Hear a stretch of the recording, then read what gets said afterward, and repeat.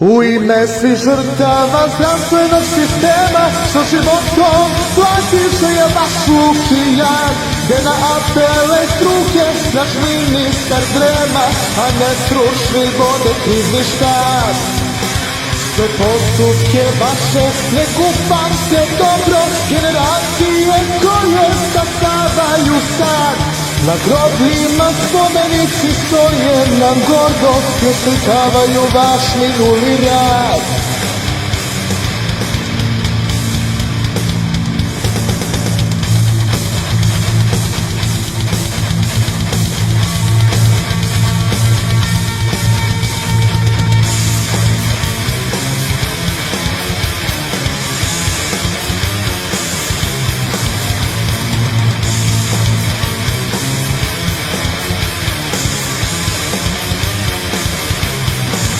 Tako mi časti poštenja i obraza mog, diplome morala, duha srpskog, dok piše mi hodam, ja puštat ću glas.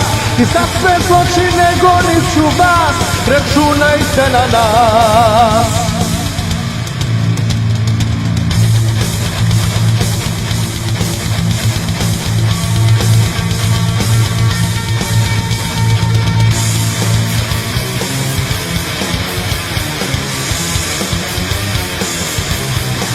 Pravilnik tumače nadležni kako ko hoće, zakon o hitnoj i ne postoji, trijaža se vrši, pa kako ko prođe, te žrtve niko i ne broji. U ime svih žrtava zdravstvenog sistema, što životom platiše je vaš lukijan, gde na apele struke naš ministar drema, a ne stručni vode krizni štab.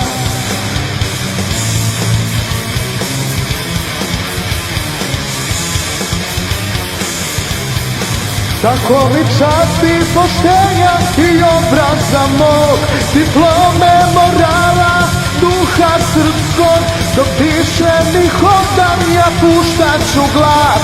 I za sve zločine gonit ću vas, računajte na nas.